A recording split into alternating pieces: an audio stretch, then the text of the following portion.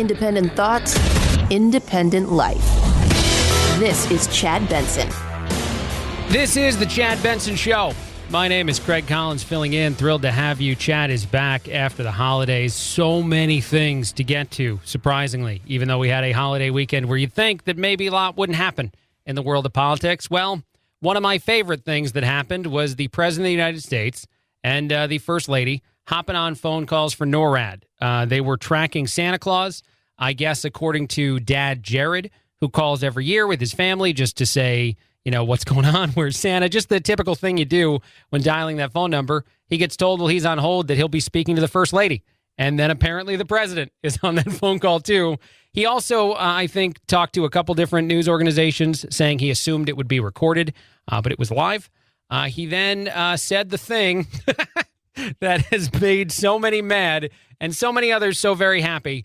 He said, "Let's go, Brandon," on a phone call with the president. I'm going to play the audio first and then react. Well, Penelope, she's only 2, so I think she'd be happy with just about it. Oh, that's great. Well, that's great. Yeah. Oh, that's wonderful that you have a 2-year-old. Well, have a Merry Christmas. Have a wonderful Christmas. And by the way, you guys have to be in bed by 9 o'clock, you know, and asleep between 9 and 12, or he doesn't show up.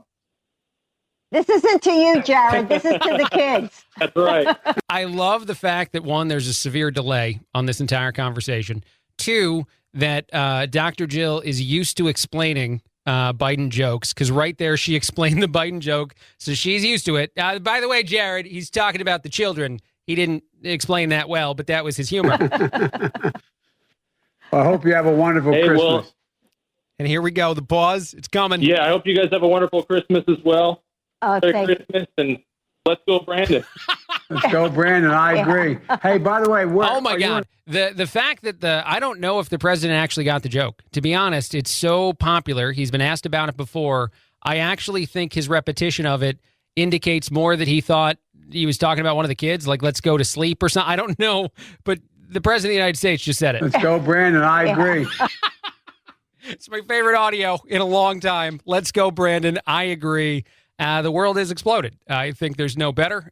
We can't get any more in this world. Hey, by the way, where are you in Oregon? He tries to keep talking to them, too, by the way. He's like, hey, they were hung up on by this point, so it's not going to answer that, Mr. President.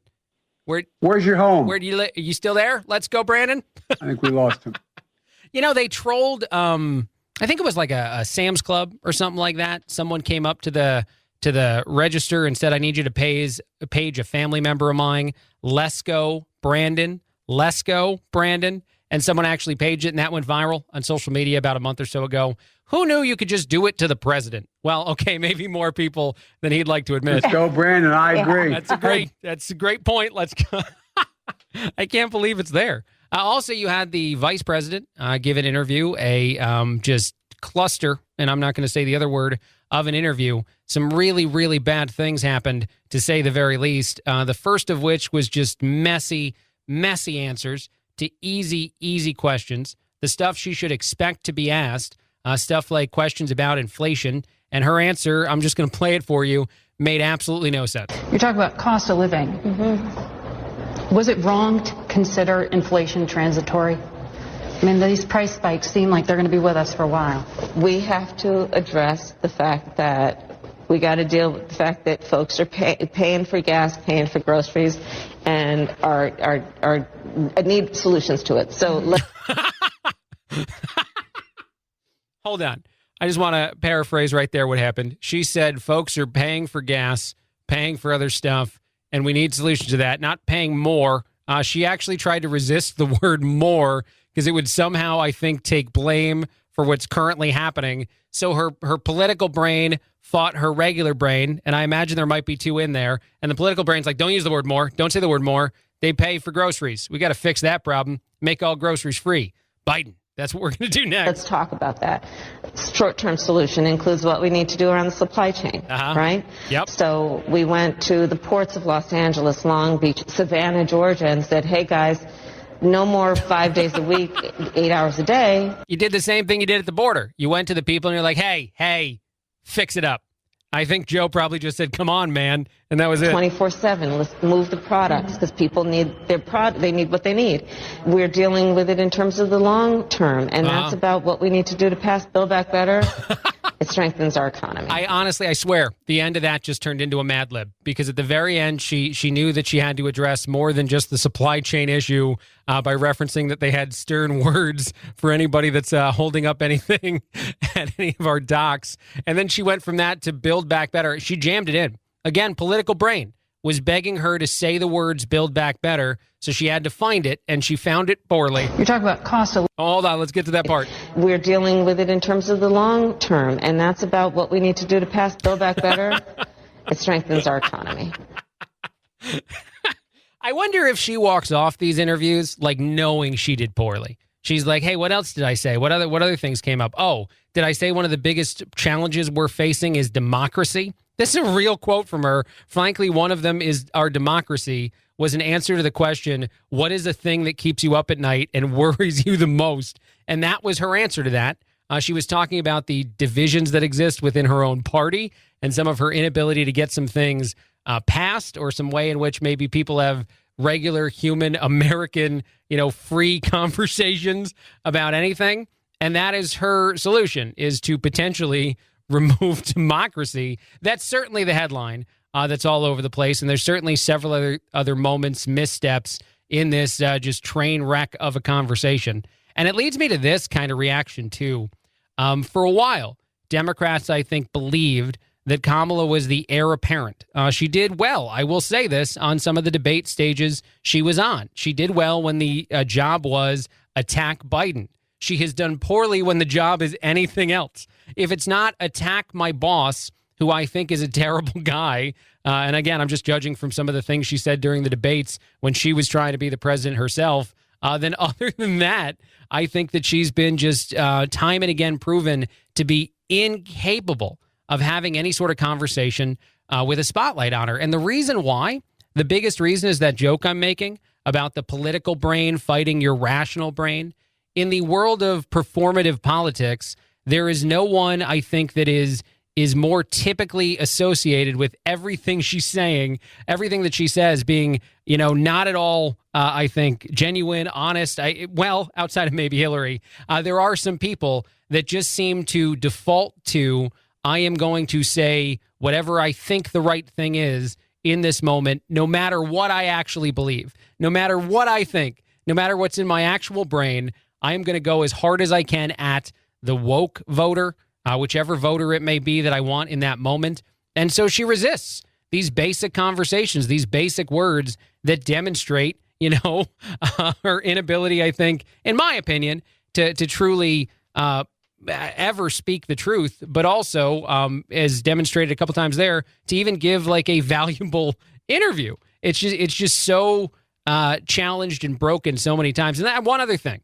I want to shift to one other piece of audio that's out there in the world. It's not exactly as on the radar as some of the other stuff. But Joe Scarborough today was talking about former President Trump and his, I wouldn't say changed, but I would say more consistent conversation about the vaccine and the value of it. And former President Trump doesn't believe in mandates, doesn't believe in requirements that force anyone to get something that they don't want to get.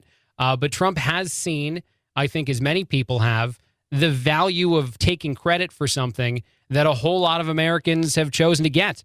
To allow Democrats to control the value that is the COVID vaccine is just wrong. If your administration created something, even if it's something that you still at times can understand reservations in or conversations about. I'm not trying to be anti-vax. I got my vaccines. I got my booster shot. I got COVID. Just to be extra cautious, I haven't checked with Fauci to see if I've done things right there. But in this world we're in right now, having conversations about taking credit for something your administration created and developed is going to have tremendous political value. It's going to be powerful in that world, and it's just simply true. Now, Scarborough, when talking about this, references how he doesn't like the fact that Trump is now stating truths out there in the world. And how intriguing is that? Here we go. How far are we past this election now? About a year, a little over a year past the election. There has been a lot of anger, a lot of rage. It seems that he's looking back and maybe he's saying, wait a second, I embraced these fringe people on the virus, on these conspiracy theories, and I lost. I lost the suburbs. I lost in places that Republicans won. Again, you keep going back to Ron Johnson, patiently explaining on camera to somebody that Donald Trump underperformed every other Republican in that statewide by about 55, 60,000 votes. That's the difference. So again, I just people, because they're so easily triggered, even in this blessed holiday week. Right. I'm not saying this is right. I'm not saying this is good, though I do think it's good. He's finally aggressively defending the vaccine. You just said it was good. That right there is the big indicator after all the other stuff he just said about all the ways in which maybe politically it makes sense, and that irrelevant to me a little bit in that conversation. But Democrats were going to succeed in the midterms, in the upcoming election, based on touting the vaccine to their supporters, to their side of the aisle, which has been very much, I think, although it's probably a misunderstanding to assume that that's a political conversation as much as so many do. But for those that have been very strongly on that side from a political standpoint, this was a huge benefit to Democrats as a message to their voters. You have to take it away because it's just not true. And then when you hear Joe Scarborough saying he doesn't like it, he's not happy about it, what is he saying? For so long, people in those positions have been begging the former president to come out with a more a stronger message in support of the vaccine. He does it, and they reference how they don't like it. You can't win with so many people. And for those that are obsessed and want to hate Trump as much as you can, the Trump derangement syndrome individuals, which I think Joe certainly falls into that category of person, you should probably realize that the vaccine that you think is such a wonderful political talking point and fight is something created by Trump and his administration. So you owe a little bit of thanks to the past president, and I think that's what he's trying to get at. And I just think it's so intriguing that people like Joe, who claim to be Republican at times, would say that they don't like this blessed holiday week. I'm not saying this is right. I'm not saying this is good, though I do think it's good. He's finally aggressively defending the vaccines. How polarized can you be that you're upset when someone says the thing you've been begging them to say? Quick break, a lot more. Craig Collins filling in on the Chad Benson Show.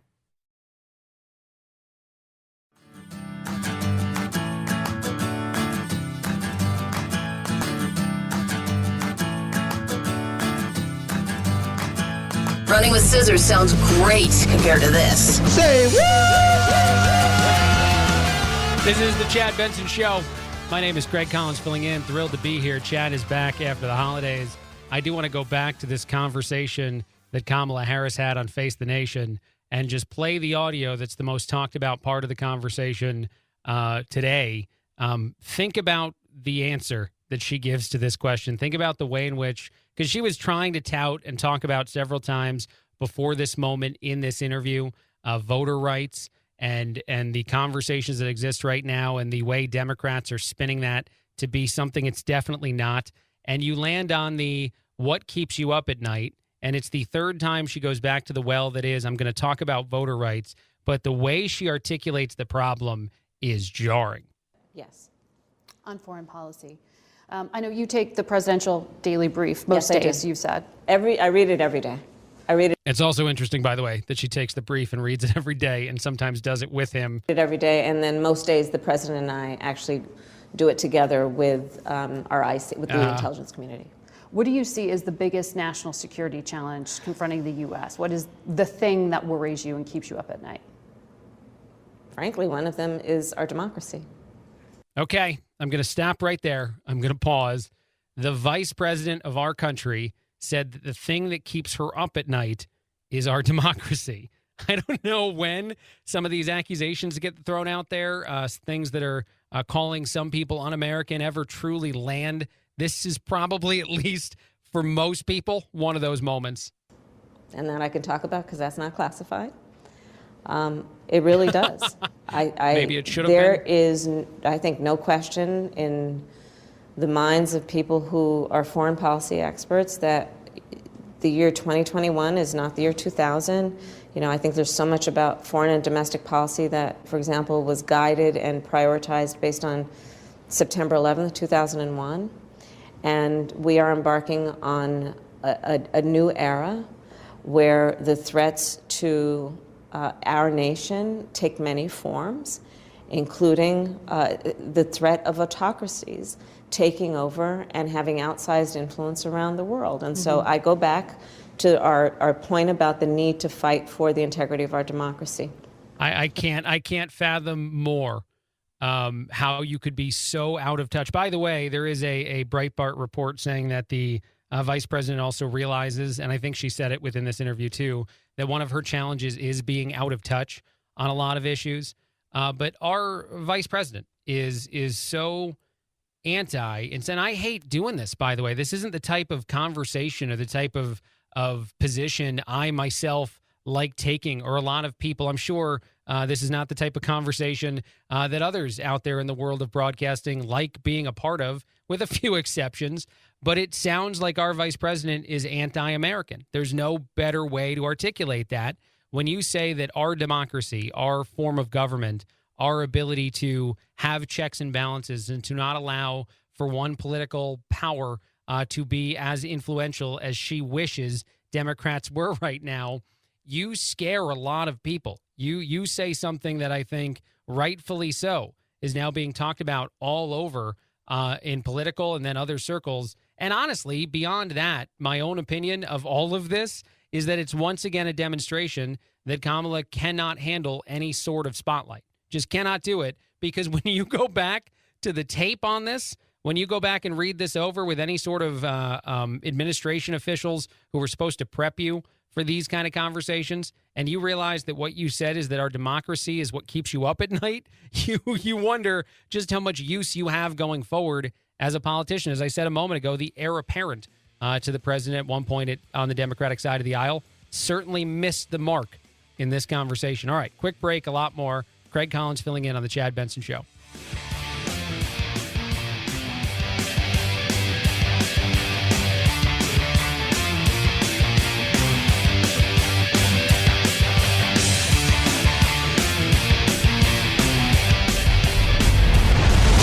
The Chad Benson Show.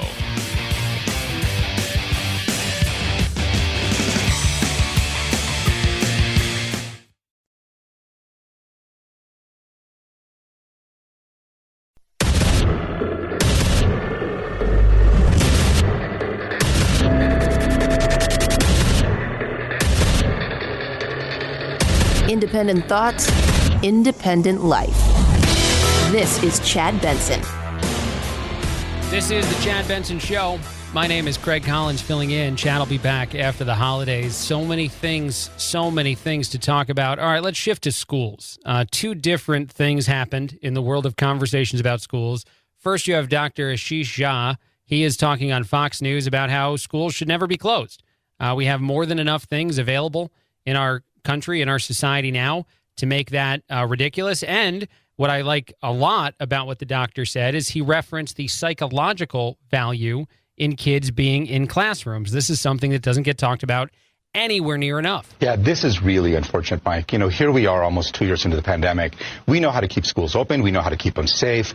This really shouldn't even be on the table, and I'm disappointed to see this is happening. We know that for kids, being in school is the right thing for them, for their mental health, for their education. And we have all sorts of tools to keep schools open. So I don't really understand why school districts are doing this. And I think we can keep schools open, and we should absolutely keep schools open. Yeah, I think a lot of people agree with you, sir. Doctor, I apologize. And it makes tremendous sense to have a conversation that actually highlights and talks about the different worlds in which science, medicine, all of those collide and make it a valuable place for kids to be in a classroom. That, to me, is reasoned. I know it's Fox News. I know that I'll be accused of being biased myself, which I am. But in all of that, all I heard there was a well-intentioned answer to a question. Actually, I'm gonna shift gears. We'll get back to more education questions in a second. I'm going to go to Dr. Anthony Fauci and what he said, because there is something surreal about this to me, something tremendously surreal when you compare it to that answer. When you compare this scientific conversation, I think that you're going to come away with something very different. The question, and I'll let John Carl actually ask it here, is about vaccine mandates and airplanes. Let me ask you about something else from the president's interview with David. David asked about the lack of a vaccine requirement for air travel. There is no vaccine requirement for domestic air travel in the United States. And when the president was asked, should there be one, he said that his team has said it's not necessary at this point. Do you agree with that? That there shouldn't be a vaccine requirement for the fumbling there, by the way, that makes me laugh. Do you agree with that? Feels as though Carl is absolutely hoping for a resounding no from Dr. Fauci. And the way he says no is the most worrisome. The fact that Dr. Fauci takes all of 30 seconds to talk about the things that the vaccine mandates actually force in our society and how it's good to have them be a thing that exists before getting to any of the science about whether or not you need a vaccine to ride in an airplane, which should be, I don't know how to say this again, and I don't mean to laugh, it should be the reason that anyone talks about a mandate of any kind anywhere, certainly medically, is it should be the only safe way to do something. If you cannot, live your life safely without fill in the blank, it doesn't have to be a vaccine, then and only then could you truly talk about mandating something. Obviously, that's not been the case throughout the entirety of the pandemic. Obviously, that's going to continue to not be the case. And it takes, as I said, way too long for Dr. Fauci to get to the point and then actually acknowledge the thing that so many people believe, that it's not necessary. And he says it almost as if it doesn't need to be part of his answer. Well, it depends on what you want to use it for. I mean, vaccine requirements for people coming in from other countries is to prevent newly infected people from getting into the country. A vaccine requirement for a person getting on the plane is just another level of getting people to have a mechanism that would spur them to get vaccinated. Namely, you can't get on mainly a mandate and force plane unless you're vaccinated, which is just another one of the ways of getting requirements, whatever that might be. So, I mean, anything that... I like that he says requirements, whatever that might be again, because he's continuing to throw out the idea that it's medically necessary at all. That could get people more vaccinated would be welcome. But with regard to the spread of virus in the country, I mean, I think if you look at wearing a mask and the filtration on planes, things are reasonably safe. We want to make sure people keep their masks on. I think the idea of taking masks off, in my mind, is really not something we should even...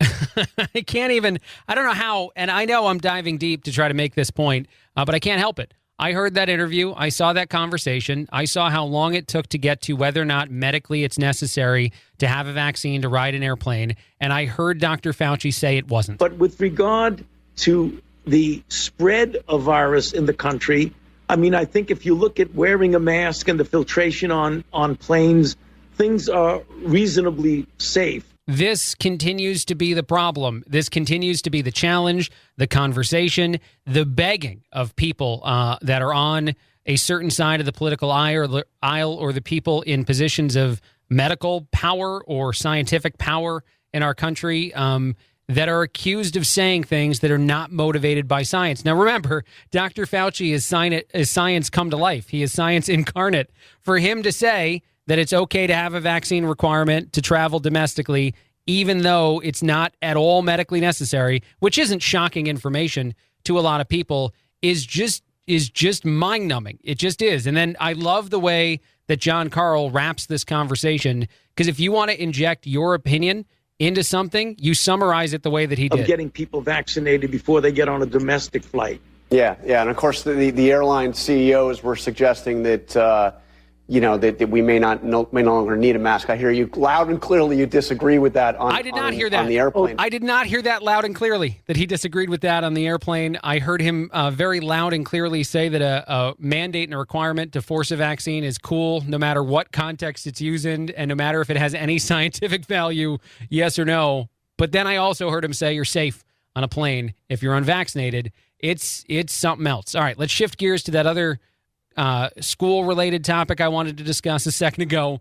This is an interview that Nicole Hannah-Jones gave. She is one of the creators of the 1619 Project, a project that has been widely debunked and something that was printed by the New York Times.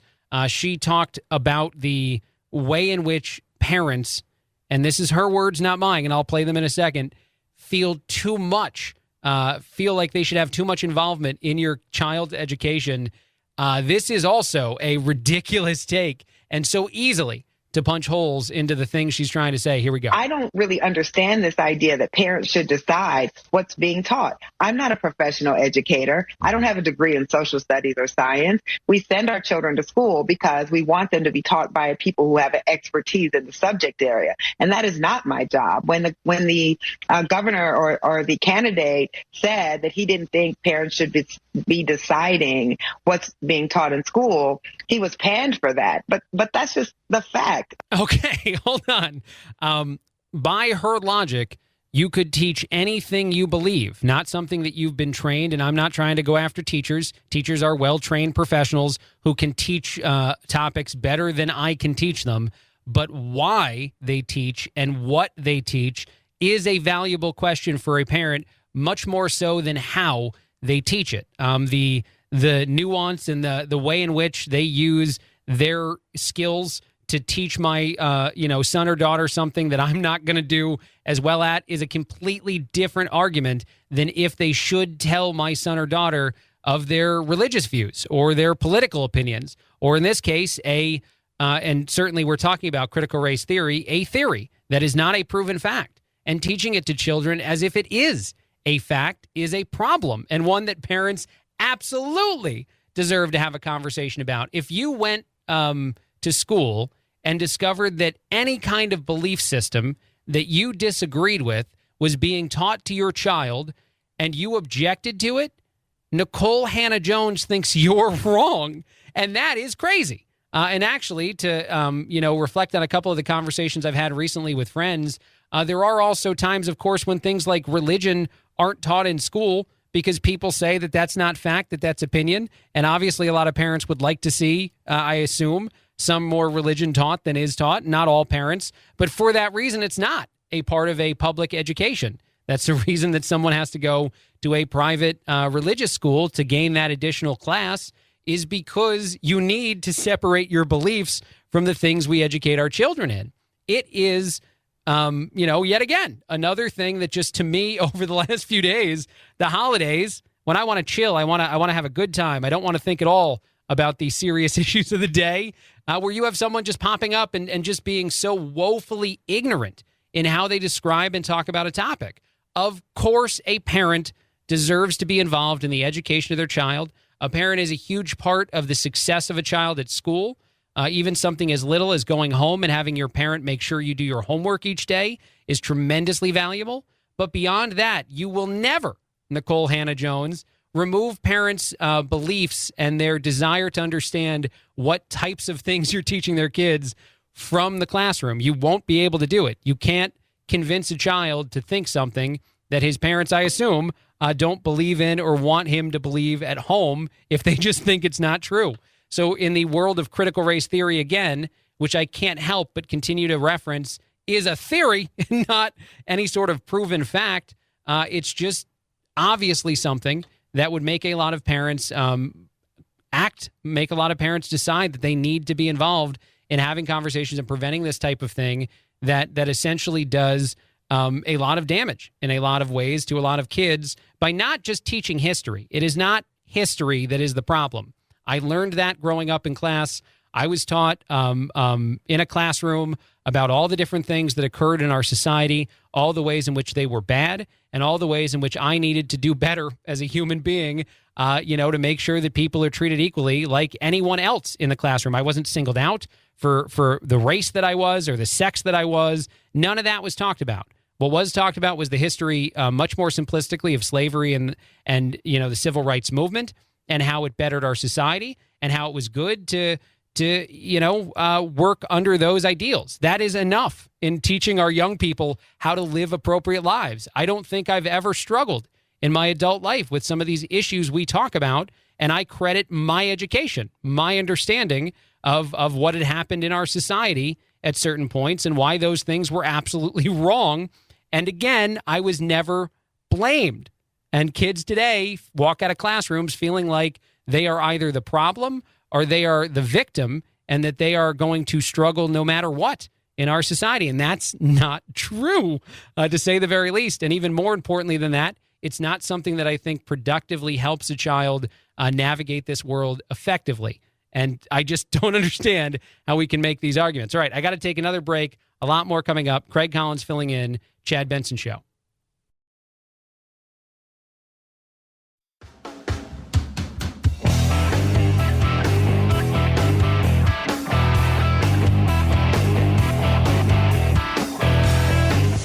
Don't make me wear your mask. Are you trying to kill me? What happens if you have corona? No need to socially distance while listening to your Chad Benson Show podcast. 4 out of 5 experts say so. I'm a scientist. There is no corona. But hurry before they change their mind. You know they will. Chad's podcast found on iTunes, iHeart, Spotify, and wherever you find your favorite COVID-free podcasts. Oh my gosh. I kind of like it, I'm not gonna lie. This is the Chad Benson Show. This is the Chad Benson Show. My name is Craig Collins filling in. Thrilled to have you. Lots and lots of things to talk about today, and yet I can't help but be distracted by a story that I guess I should admit that this is a clickbait story. I do something every so often. It is called a clickbait confessional. I go ahead and apologize to you, the listeners and internet users of the world, for clicking on a story that had no real value. That's something that's making the internet worse, however hard that is to do. I do it to music, and I do it kind of sadly because, again, I'm trying to go ahead and make this apology as valuable as possible. So let's try it out. Here is a clickbait confessional. And again, this is Craig Collins on Chad Show. Don't blame him for this segment. I saw a headline. The headline read, "Sexy bridemaid uninvited from wedding for looking too good in her dress." And I said to myself, okay, that's a story I don't need more information on. And yet I couldn't help myself, people. I clicked on it. The woman's name is Alina Yildiz. I hope I'm getting that right. She's of the famous Yildizes. She is 21 years old. She put this story up on TikTok because, again, her bridesmaids, or actually the bride in this wedding, said that she was just too attractive in her dress to go to the wedding. 10 million people watched the video. They are right. She is very, very attractive. She put the photos up to say that, you know what? Even though she's not going to the wedding, she still gets to look fire in the dress. For you, the social media people that follow her. Finally, and I apologize most for this, I clicked on her TikTok and I clicked on her Instagram, where she boasts over 160,000 followers and is doing quite well. I don't think she's weighed in again on being uninvited from the wedding, but she is a German model. So if you have a friend in your life who's a model, you may expect for them to look great at a party like that and in a, fancy dress or suit of some kind. Anyway, this has been my clickbait confessional. I am sorry once again for helping ruin the internet. I do think it's pretty funny that someone would be like, you just can't even come. We can't make you less attractive. We can't dumb this down any. So you're just not allowed. You're not allowed in, and we're no longer friends. Moving on, other things I saw in the news, not necessarily a clickbait confessional, although maybe it is. I saw a story about Logan Paul. Logan Paul was complaining that Floyd Mayweather has still not paid him for the fight they had together.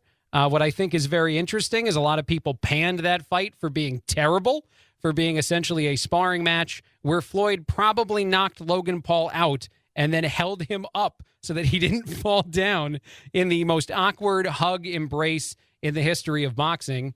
I don't know if Paul deserves money for that. If Logan Paul had in the contract that maybe getting knocked out was something that was or wasn't allowed or changed in some way the agreement, then maybe he doesn't deserve the money. But Logan has gone so far to Photoshop Floyd Mayweather, a guy who definitely would win in a fight again between these two individuals, in underwear, standing outside and mocking him to his millions of social media followers, saying that he just needs his money, or else I guess he'll continue to do this to Floyd Money Mayweather. They need to do a rematch. I've had some people tell me they think that this was probably just a a stunt and maybe a way to get the rematch off the ground. And I would say this, if they do fight again, Floyd, you need to destroy him. You need to go in there and actually fight the way that one of the best boxers in the history of the sport is capable of boxing. You need to ruin the guy in a round, maybe a few minutes, so that none of this ever happens again. This needs to be you got to respond by quieting this person, to say the very, very least. One other quick thing, just a quick story about something that I like a lot. I want to set a Guinness World Record in my life for some reason. I talk about it often. I've yet to take any action on it whatsoever. So I guess if you were asking me, do I want this for real? By my actions, I guess the answer is no. But someone recently set a record for dressing up as Santa Claus the fastest that anyone has ever done it. It takes about 30 seconds for the guy to go from no Santa outfit to full Santa outfit. I'm sure I can beat this. I can't wait to start practicing this in the living room of my home and not explain to my wife why I'm taking off and putting on a Santa suit as quickly as I can. You got to have the big belt buckle. You got to have all the different classical looks. But 30 seconds feels long, and that is the current Guinness World Record. And I also can't wait to tell somebody I hold the record for dressing up as Santa the quickest and see their response. Craig Collins filling in. A lot more Chad Benson Show in a bit.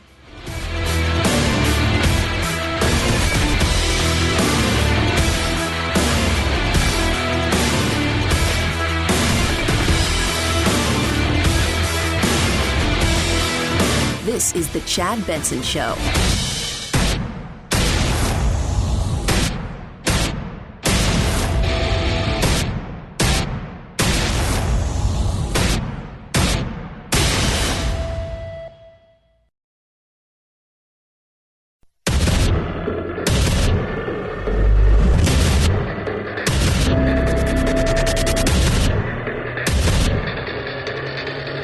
Independent thoughts, independent life. This is Chad Benson.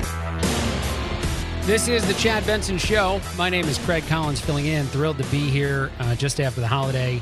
Chad will be back after the holidays. I guess there's more coming up still. A couple things to mention just quickly, things that I thought were very interesting in the world of political news, to say the very least. First is a Democrat trying to blame Ron DeSantis for the failure to have tests available throughout our country. This is amazing.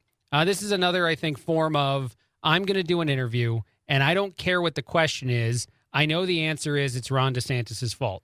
This is Democrat Debbie Wasserman Schultz. She decided, as I said, going in, that everything's got to be blamed on this person in my state who I don't like. And so when the question is, what's the deal with all the lack of testing existing in so many places in our country, not just parts of Florida, but so many places, it's DeSantis. It's all DeSantis. Well, I'll tell you, in my state, the person that should be held accountable is Ron DeSantis, our governor, because there's no one else in the entire United States, I think, that has done more to make it harder to keep people healthy than Ron DeSantis.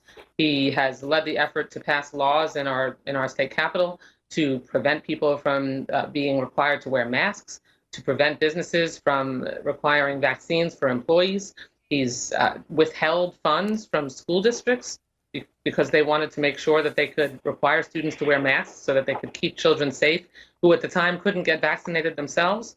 So when it comes to the effort to make sure that we can really prevent the spread, we have to make sure that we are maximizing our local government's ability to be able to establish public health practices. All DeSantis' fault. He should have been making the masks himself in a basement day in and day out. He should have been creating tests day in and day out. Any kind of supply chain, any sort of shortage issues, they're all on Ron and only Ron. These are moments when people tune you out. These are moments when people decide that what you're saying is obviously political crap and not in any way necessarily having interest in a genuine conversation. Because, and this is just a reminder to people who forget it, our president, President Biden, a year ago last December, talked about how there weren't enough COVID tests and how there needed to be more COVID tests. And he thought that that was a failure and a travesty, I believe were his exact words. And in the year's time that his administration has to develop more tests, they have failed and failed utterly. And they would be making tests for every state in this country, not for just some of the places in the country. So they'd be helping with that supply issue right there in Florida. Debbie, if that's something you're unaware of, it's crazy to me to hear these versions of this conversation and this back and forth of I just need to blame. I need to find someone or the only person that is too popular or too much a harm to me and my party, and I need to rip them down however I can, no matter the logic. It doesn't matter. ABC's Terry Moran did break bad just a bit on Biden. I think this is interesting when this happens, and Terry has been one to do it a little bit more than others. And I do think that this is a pretty well-reasoned demonstration or at least explanation of some of the issues Biden faces. I think one of the challenges that Biden has had as president is he seems to a lot of people to be an enervated executive. It is partly his age. It's partly that he hasn't seized hold of the issues that a lot of people are most concerned about. He's obviously behind the eight ball on testing and COVID. And I think people are eager for more energy in the executive and more youth as well. By the way, if you don't know what enervated means, as he threw that out as an enervated executive, which is fine. He obviously did well in his SATs, although I think a lot of people might get this one. That is drained of energy or vitality. That's what enervated means. I decided to look up the entire definition just to be safe, as maybe I didn't do so great on some of those SAT questions. Anyway, I just think it's so interesting to see, again, some of the coverage lean a certain way, some of the conversations at least address some of these issues and talk about it in a more, I think, matter-of-fact way. Because, yes, if it's the president, if it's the vice president, if it's anyone in this administration, they feel as though, and I think this is the same problem that in Florida, Debbie Wasserman is having as well, the struggle is being too focused on political speaking points or things that you think you can win, as opposed to issues that matter to people, issues that matter to the American people. Inflation, the things that we're struggling with now, some of the issues that we've struggled with for a while, like the things going on at the border, are things that you can't simply ignore and succeed in the world of politics. And I go ahead and play this again because I can't get over it. If you were this administration, if you were deciding to try to have a kind of like gimmicky, hey, look at us, we're doing something fun and we're human and you should like us for it, you would pitch to them, the president and the first lady, to go ahead and take calls on Christmas Eve with NORAD to tell people where Santa is and to tell people to have a wonderful Christmas. But if you're also this president, you should be aware your disapproval rating is over 50%. Your approval rating is hovering right around 40%. So mathematically speaking, if you just open the phone lines, you're likely to get some people who do not like you. And this has created a firestorm of a conversation because so many are upset that this dad whose name is Jared, would make a joke. And he said it's definitely a joke and he wasn't being, trying to be any meaner than that. But everybody's up in arms over the phone call in which the Let's Go Brandon mention was thrown out there. I'll play it for you. Penelope, she's only 2, so I think she'd be happy with just about it. Oh, that's great. Well, that's great. Yeah. Oh, that's wonderful that you have a 2-year-old. Well, have a Merry Christmas. Have a wonderful Christmas. And by the way, you guys have to be in bed by 9 o'clock, and asleep between 9 and 12, or he doesn't show up. Wait for it. This isn't to you, Jared. This is to the kids. That's right. She is so used to taking the extra moment to explain the Biden joke that Dr. Jill has to make that apparent to Pop. We're not sending you to bed now, just the children. Well, I hope you have a wonderful Christmas. And wait for it. There's a bit of delay on the call. Yeah, I hope you guys have a wonderful Christmas as well. Oh, Merry Christmas, and let's go, Brandon. Let's go, Brandon. I agree. Hey, by the way. Okay, that's the best audio of the day. It's audio I'm just going to keep playing because there's something about it that I just can't get over. Not only did the dad say it, the president didn't seem to notice that it was a thing. I mean, he knows about this. He's aware of it. But he didn't seem in the moment to realize that he was using that version of Let's Go Brandon. I don't know how to articulate this better. I just think the president misunderstood that it was a joke. Let's go, Brandon. I agree. Hey, by the way. He must have thought you're sending a kid to bed or something in response to his got to send the kids to bed at 9 o'clock. I feel like he got confused and thinks one of the children is named Brandon. In that moment, the administration hung up on this guy. Dr. Jill seems like she's very upset, the first lady. Biden not phased. Going to keep going. Where are you in Oregon? Are you? Where are you at? Did he go? Why'd he go? You just put Brandon to bed. Where's your home?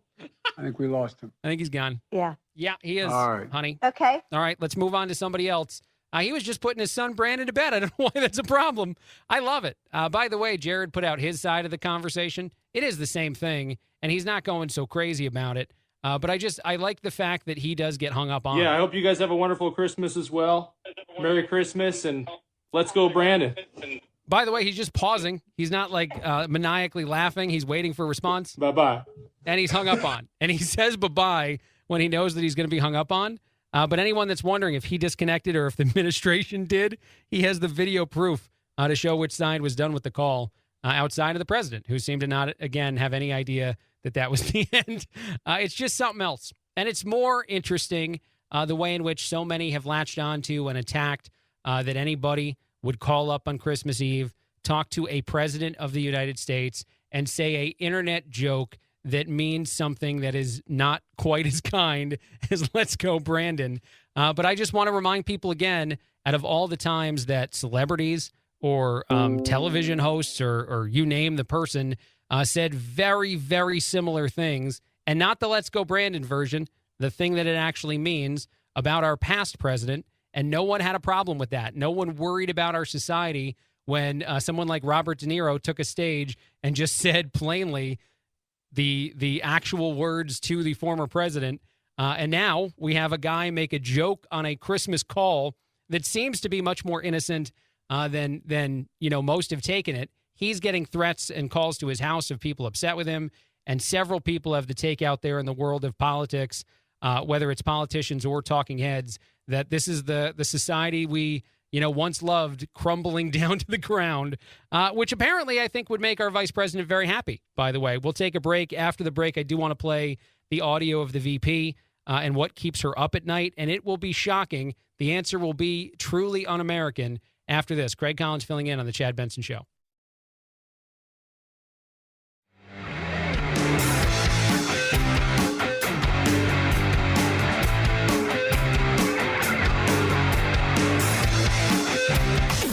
Helen Keller is a Nazi terrorist that is a male. Is that what you're telling me right now? Yeah. Are you thinking of Hitler? Who's Hitler? Vaccines work, but only the Chad Benson Show is 100% effective against stupidity. Do you know what D-Day is? D-Day. A person? A rapper? God, Karen, you are so stupid. Check us out on Facebook, Twitter, Instagram, and wherever you find your favorite woke-free podcasts. This is the Chad Benson Show. This is the Chad Benson Show. My name is Craig Collins filling in. Thrilled to have you with us. Here it is. Here is the moment being talked about a lot. Our vice president, the Democratic side of the aisle, more and more comfortable with saying things that I think a lot of people would feel are just anti-American. But to crap on our democracy, to say that the thing that keeps you up at night is our democracy as a full stop sentence is the most jarring thing I've ever heard from it's honest. I know that sounds hyperbolic as well. And I know that some people have said some pretty crazy stuff, but when you actually think of what the meaning behind this is, and the vice president goes into more detail, I'm not going to try to just force it to be the one sentence. She gave me the option. I will give you the additional context. But to me, it's something else.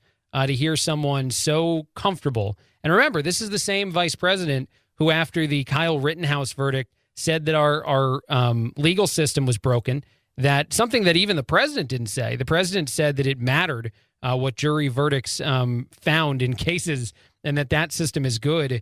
The vice president said, no, that system's broken and needs to be fixed. And now all of democracy is apparently broken, according to the VP. Here we go. On foreign policy. I know you take the presidential daily brief most days, you've said. I read it every day. And then most days the president and I actually do it together with our IC, with the intelligence community. Yeah, by the way, that's not totally a thing that I'm also worried about. Anyway. What do you see as the biggest national security challenge confronting the U.S.? What is the thing that worries you and keeps you up at night? Frankly, one of them is our democracy. And that I can talk about because that's not classified. I feel like in that moment, everybody in the room was probably stunned at the words she chose to say. And beyond that, even Margaret Brennan was probably like, wow, I've been softballing this conversation to you. And yet now we're going this road. And then she says it's not classified, her dislike of our democracy. But it's stunning. But here we go. Full context. It does. There is, I think, no question in the minds of people who are foreign policy experts that the year 2021 is not the year 2000. I think there's so much about foreign and domestic policy that, for example, was guided and prioritized based on September 11th, 2001. And we are embarking on a new era where the threats to our nation take many forms, including the threat of autocracies taking over and having outsized influence around the world. And so I go back to our point about the need to fight for the integrity of our democracy. In addition, it is obviously about what we need to do in the climate crisis. Okay, no, we're good on talking points now. Now we can be done. That is the full version of what the vice president believes to be one of the biggest problems in our society and the way in which we talk about it. I felt like this was always the message, right? During the last administration, the biggest problem most people had with President Trump is how he delivered a message as opposed to what that message was. Even the times when people on his own side of the aisle, people on the Republican side of the aisle would admit that, all right, this was, not exactly the way I would have done it if I were in charge. That was the problem. These messages being delivered by Democrats feel to me to be the same. And again, there's no easier way to demonstrate this than even the conversation about some of the things that are forced on our society, some of the ways in which Democrats say what isn't valuable in the world of your own rights, your own ability to make decisions. They talk about things like the voting, potential for fraud and the voting, our integrity within our elections. And in those conversations, some of the things they're alluding to are core fabrics of our society that they are saying are broken. They are saying needs fixing, or they are saying just as much as Republicans before them said. And again, that's the biggest thing I would say in the conversation about our previous election. And one of the fact that the January 6th investigation is still going on, even after an impeachment trial, even after everything else, one of the biggest talking points is that former President Trump was dangerous because he questioned the integrity of our elections, and that questions a core fabric of our country, and thus you can't allow that person to be a politician anymore. It's not an argument I make. It's an argument that is made often. Our vice president has referenced our court systems being broken and incapable of being fixed without being overhauled. Now she has referenced our democracy being something that is problematic to her. How is that not questioning even more so now with this second piece of audio, the exact same thing? How is that not undermining everything that our country is and is supposed to be? And how is that argument not made now by Democrats? And the answer to it all, of course, is that politics are always going to do this. They're always going to ignore the mistakes of your own and amplify the mistakes or even supposed mistakes of others. But it's just something that I think we need as a society to just rid ourselves of. We need to just ignore these kind of things. And that's certainly more ideal than it's actually a realistic goal for so many of us. But it's just, to be the only way to function is you can't watch the vice president give an interview and say our democracy is her biggest concern and the thing that keeps her up at night and give that any level of credibility. You just have to one ear and out the other to statements like that, because they're intent to rile you up and to motivate those who support her and certainly anger those who do not support her. And in no way, shape, or form do I think any of this demonstrates a person that the Democratic Party thought she was, someone who deserves a shot to be our president. That would not be, even to Democrats, I think, the likely outcome of yet another failed conversation with a spotlight shined directly on her. All right, there's so much more to get to, so many other conversations to have. My name is Craig Collins. I am filling in on the Chad Benson Show. More in just a bit. The Chad Benson Show.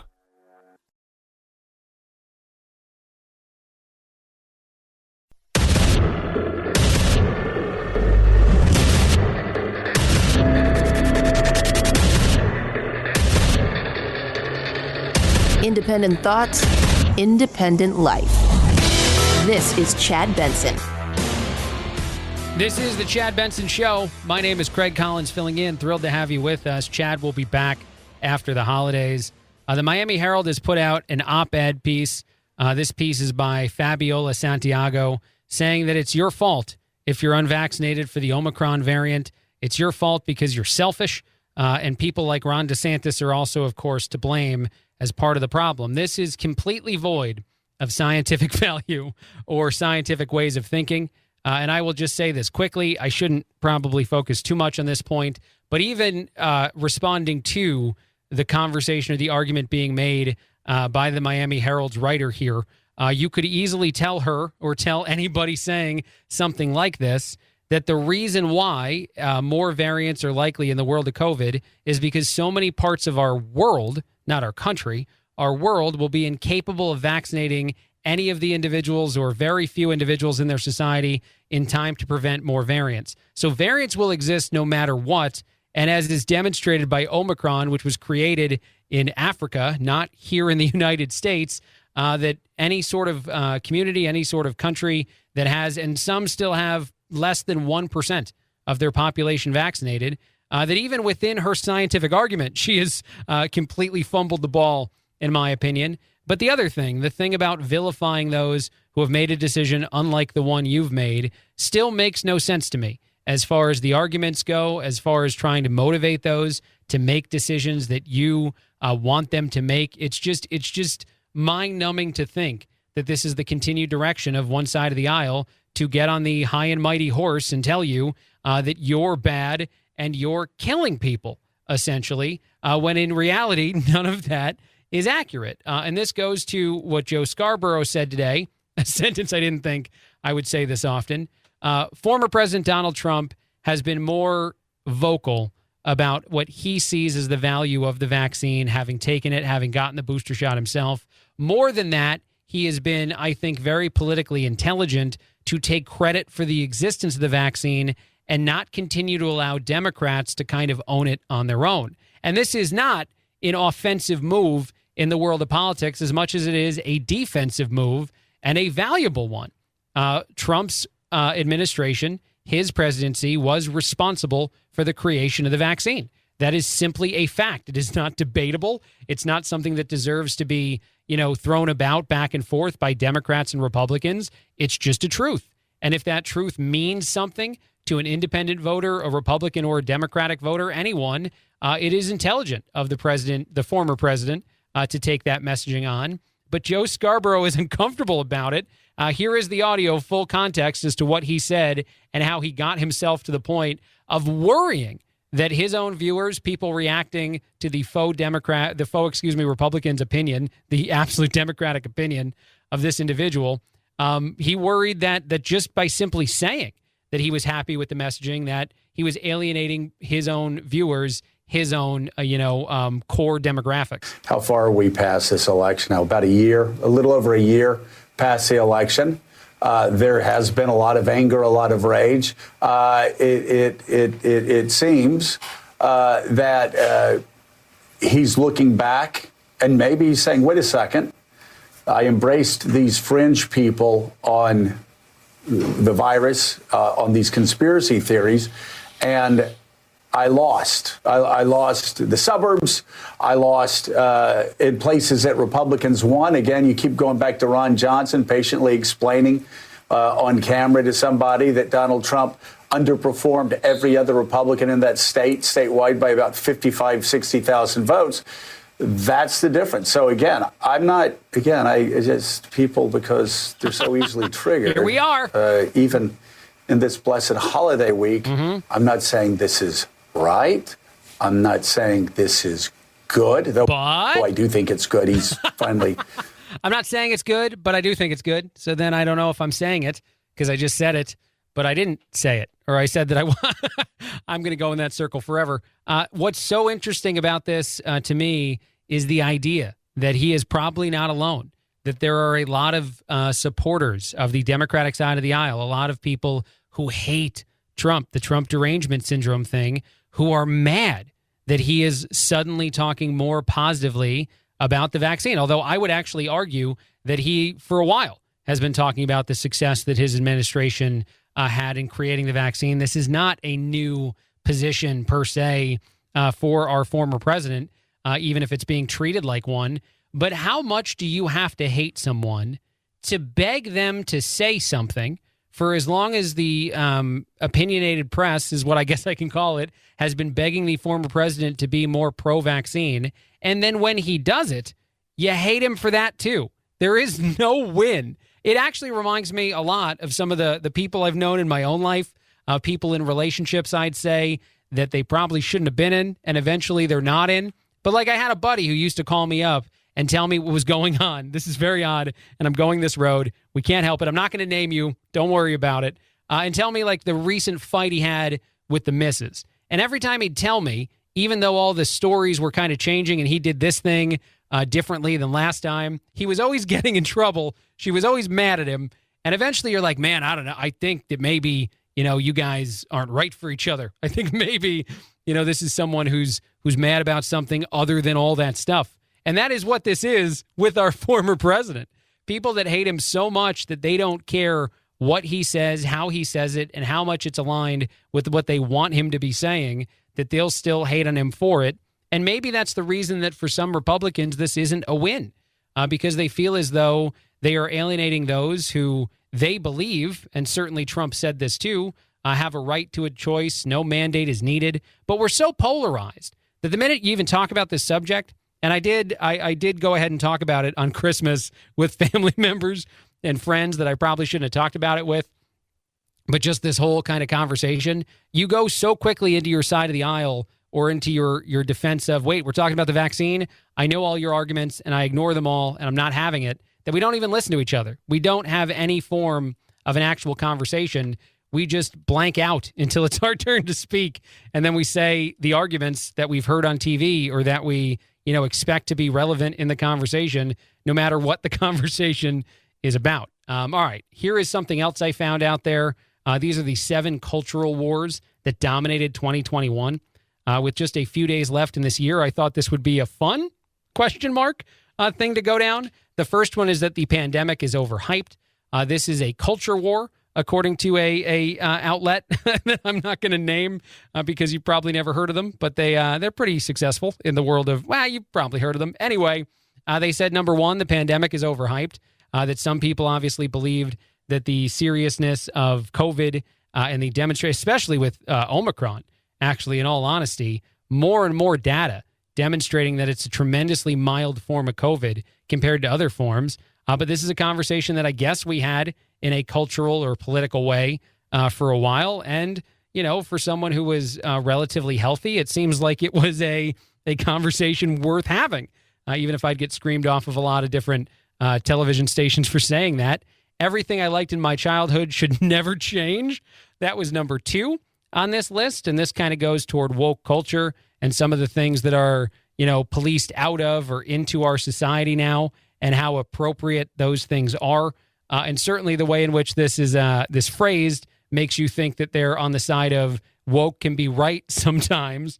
But there are certainly a lot of examples and a lot of conversations worth having of how those things go crazy, crazy, crazy and don't need anywhere near the amount of changes that are demanded of them. But it is, I will admit, a cultural conversation and one that's being had a lot. And actually they use Space Jam 2 as a nice example and how a character like Pepe Le Pew was removed from it because he's quote unquote not okay in our standards today, in our society today.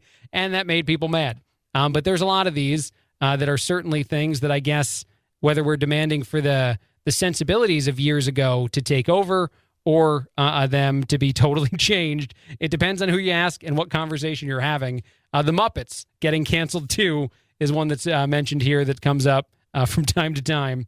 Woke corporations are destroying America is the third. This is such an uplifting list, but it is a valuable additional conversation to have, in my opinion, because corporations' desire to be involved in political conversation is at an all-time high as of this year. And I don't know that I would go so far as to say that every single woke thing that a corporation says or does is quote unquote destroying America. But there are a lot of examples where those corporations are certainly not benefiting themselves to have an opinion on something that used to be outside of the need.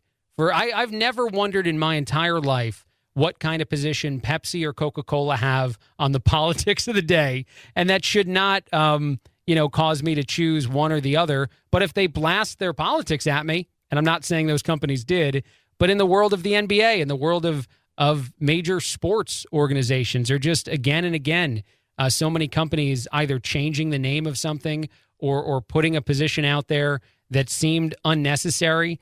We do find ourselves in a very unique world in which so many more Americans seem to have the expectation than have ever had that I can remember that everyone, every celebrity and every business has a position on the issues of the day. And that's just, again, not something I've ever wanted or needed. Schools are teaching their children, teaching certain children to hate themselves and other children that they won't succeed. This is absolutely a cultural issue that we're dealing with as one of the big ones in 2021. And just to go back again to the audio that I had earlier, this is of one of the creators of the 1619 Project, Nicole Hannah-Jones. She did say in an interview over the weekend that parents have no role in the education of their children, and that's insanity. And you are being taught in school, if you're being taught critical race theory as a white kid, that you're a problem. And as a minority child, that you are going to struggle to succeed. That is a fundamental aspect of the teaching, and it goes well beyond just teaching history. But here is Nicole Hannah-Jones, because certainly this is a conversation that we're having more and more, and rightfully so, even if she doesn't think so. I don't really understand this idea that parents should decide what's being taught. I'm not a professional educator. I don't have a degree in social studies or science. We send our children to school because we want them to be taught by people who have an expertise in the subject area. And that is not my job. When the governor or the candidate said that he didn't think parents should be deciding what's being taught in school, he was panned for that. But that's just the fact. That's just the facts, according to her, that the belief systems that my children get taught in their, grade school, high school, whatever level of education are something that me as a parent is not supposed to be involved in, is about the hottest take I've heard in the world of education and kids, because it's just so fundamentally wrong. And to use an example within the context of what she's saying, to show her that she would disagree with herself, is, would it be okay if I just started teaching religion in school? I'm Catholic. I'm Christian. If I started to teach my beliefs as part of the things that you learned in school, would I be in trouble for that? The answer is obviously yes. It would be illegal.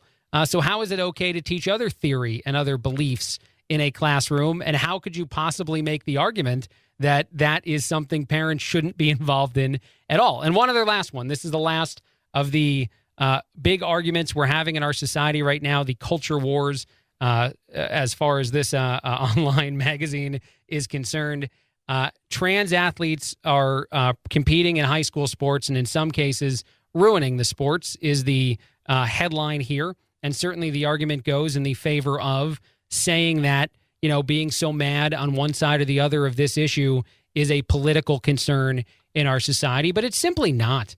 My response to this last of the five mentioned problems is that if you're a parent of one of the kids in one of these sports who is just getting destroyed by another kid, a kid they can't compete against because biologically it's not possible for them to compete against that other kid, you would be mad. And it wouldn't matter what your political position is. It wouldn't matter what kind of woke conversations you'd like to have or not have. If your child, her whole life, has been swimming and trying to be one of the best swimmers in the world, even gets to swim in high school or college and is successful, even so much so that she would beat every other person in the pool that day that was always biologically a female. But because one person in the pool that day has a biological advantage that hasn't gone completely away, they lose, and they lose profoundly, you would be upset. So that last one I don't agree is quite as much of a culture war argument as the others on here. Well, actually, some of them, a lot of them, I agree, might not be. But that one is just so interesting that it's turning into this political argument when if cooler heads prevailed and everyone tried to speak more rationally about it, I think a lot of people would be on a similar page. Quick break, a lot more. Craig Collins filling in on the Chad Benson Show.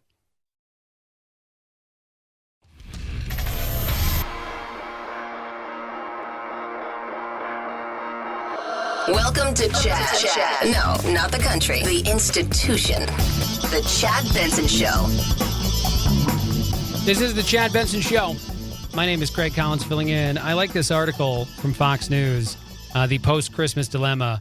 What do you do with gifts that you don't want? Do you return them or do you keep them? Do you regift them? Lots and lots of people regift them. But it's a real question that got asked to a lifestyle expert that popped up on Fox and Friends over the weekend. And the harsh truth, and I'm just going to go with my own opinion here and not even use the expert's opinion, is you got to return the things you don't want. It is silly to keep stuff that you don't want just because someone, I know, I get it. I get the, the emotional thing. I wouldn't necessarily brag to the people who gave me gifts that I was returning them, but I would not keep those things. And I think deep in their hearts, they know that if they got me something that they thought I'd like, but I didn't like, that they're as happy as I am, that I don't have it anymore.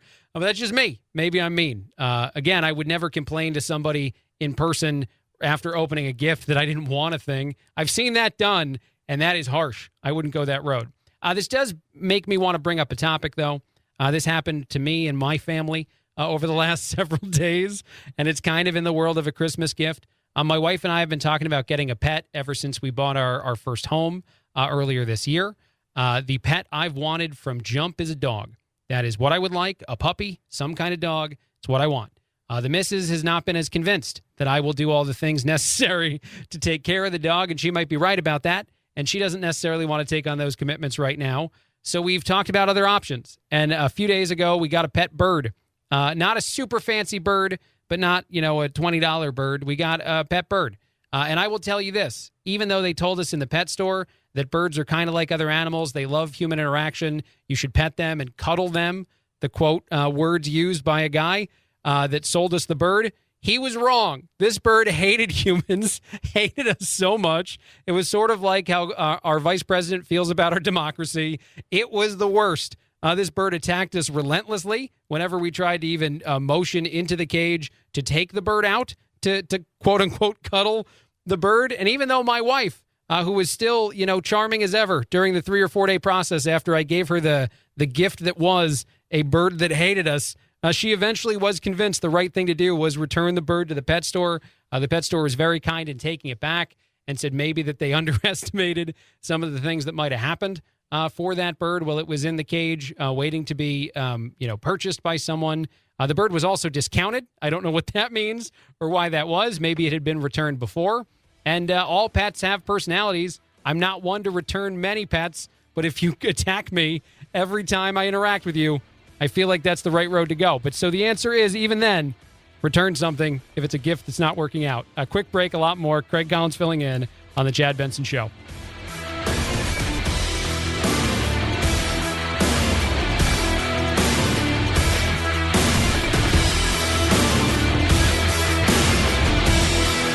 This is the Chad Benson Show.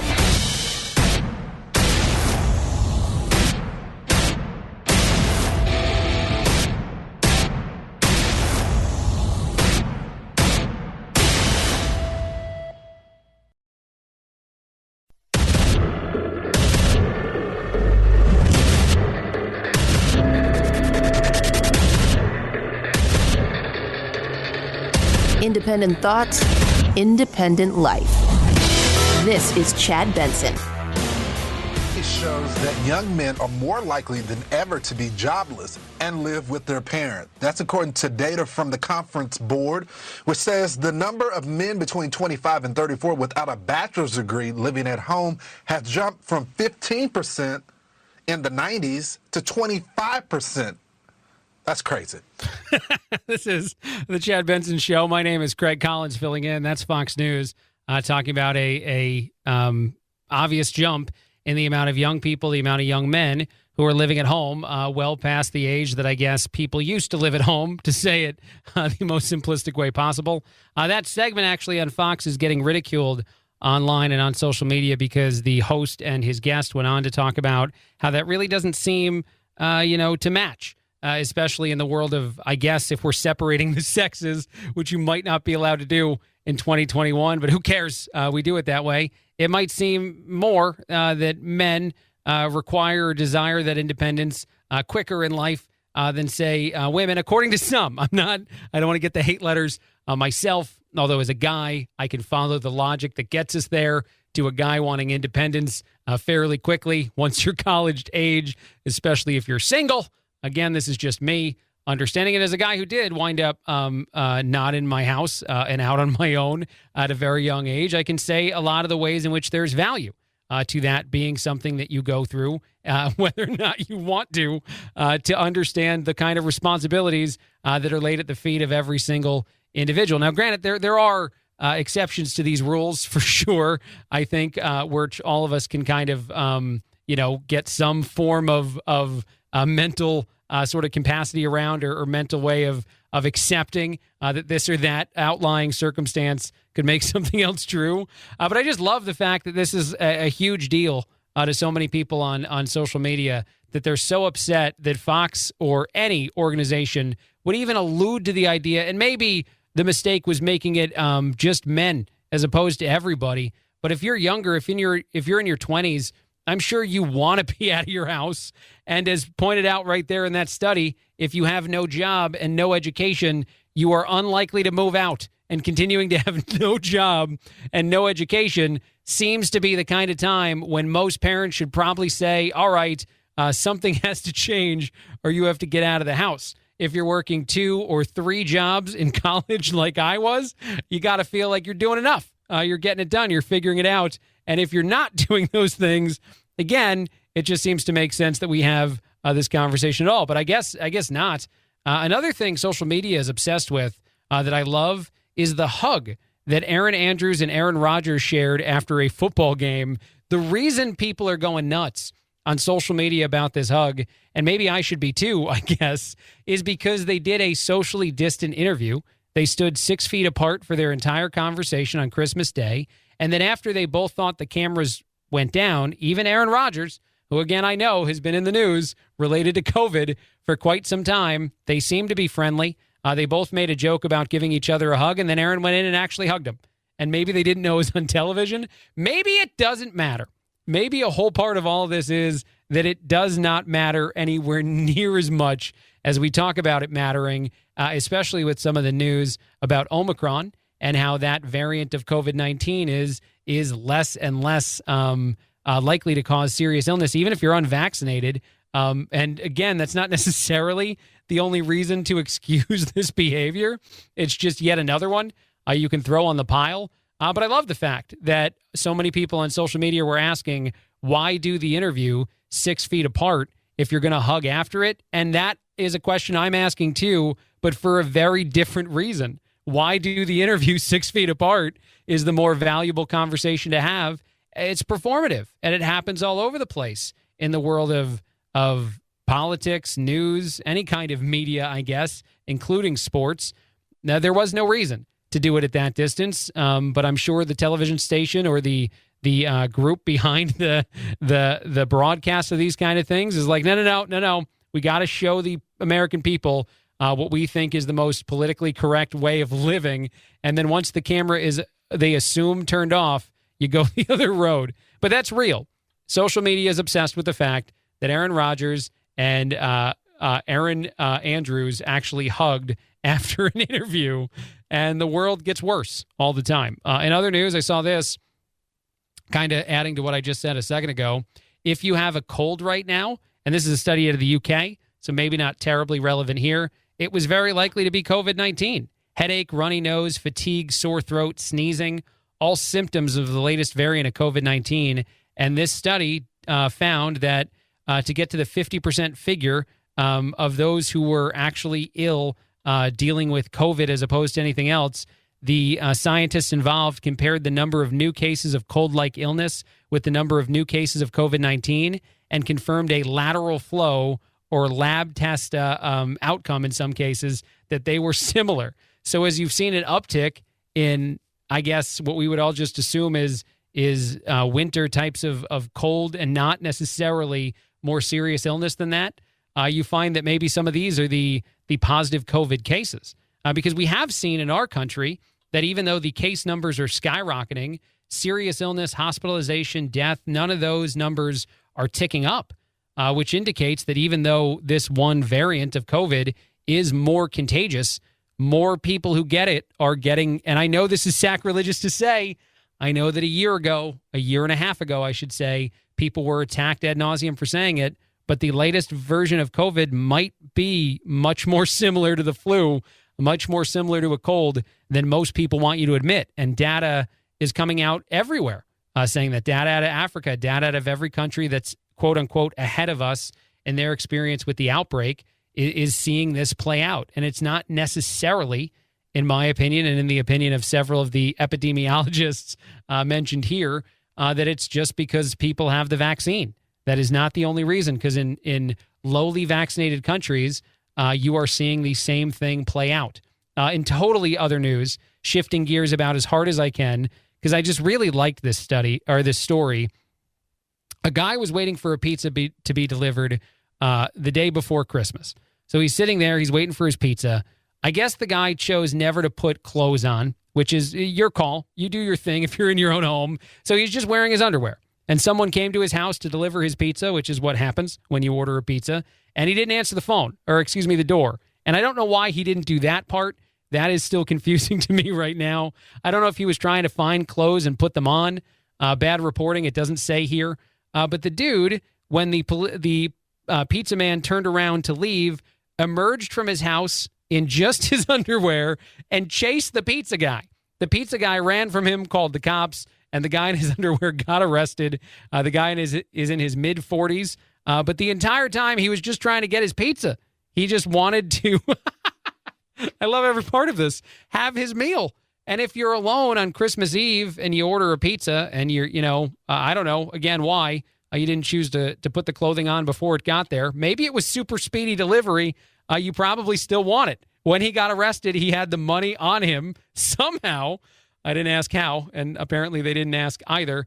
Probably, hopefully, just in his hand to pay for the pizza. So it seemed like a pretty decent excuse that he's like, no, man, I'm not crazy. I just have a pizza. There may have been some alcohol that was believed to be involved in this, and the guy was booked. So I guess maybe there were some aggravated moments, not that he attacked anyone, but that he certainly. But I just try to envision that too. If I'm a pizza guy, I'm working on a holiday night, and I show up at a house, they don't answer the door, and then out emerges a very frantic, mostly naked man.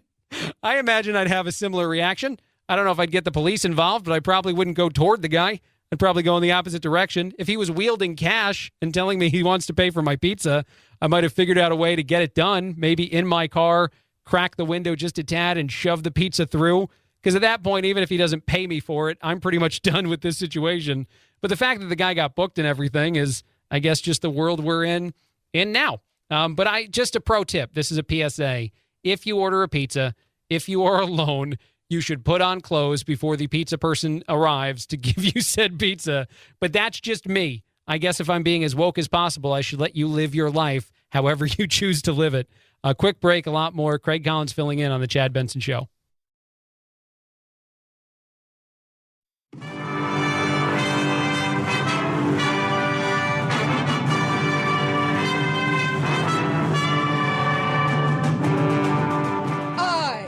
To be free. I am not a terrorist. I am not Antifa. I am not a sex slave that wears masks. Don't be a cutie pie.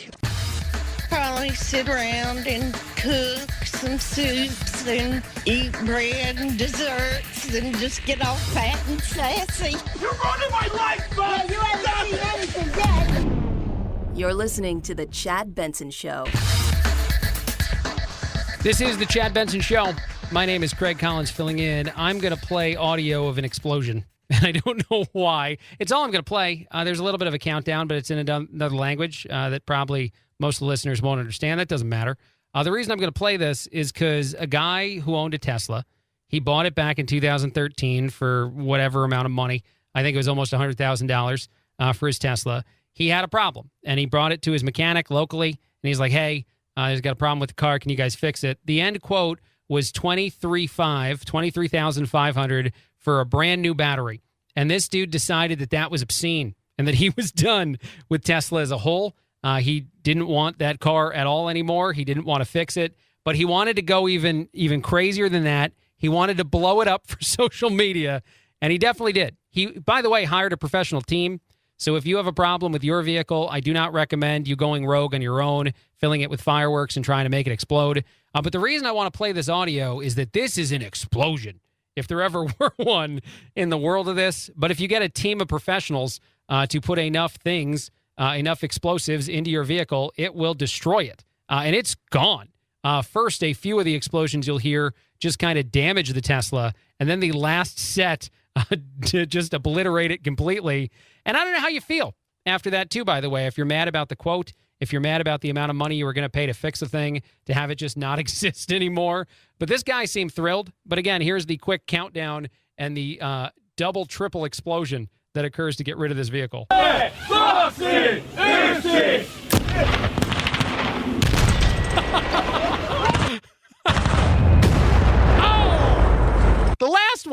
the last giant one is the obliteration of the Tesla completely. And I know that without maybe seeing the video and just hearing the explosion, it's probably not as impactful to you as it is to me. But I will tell you that as it goes piece by piece, you're seeing little parts of the car fall off, and then you're just seeing the loud kaboom of no more vehicle at all. I highly recommend, if you look up anything on social media in the next few days, it's this dude blowing up, I think he's in Finland, just blowing up his Tesla.